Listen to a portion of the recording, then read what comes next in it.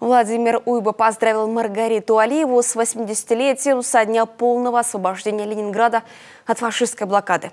В честь этого он вручил жительнице Сыктывкара почетный знак Маргарите Ильиничне, 86 лет.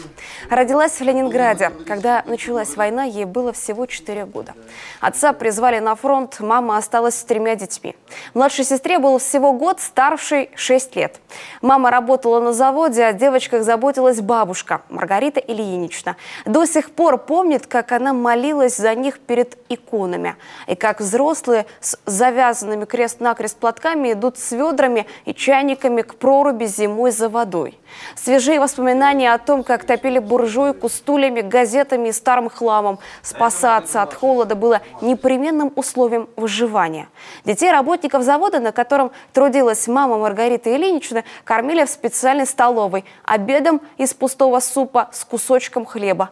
Маргарита Ильинична вспоминает, как старшая сестра водила их туда за ручку по всему городу. Она была не по годам ответственна и серьезна. Когда выросла, стала учителем начальных классов.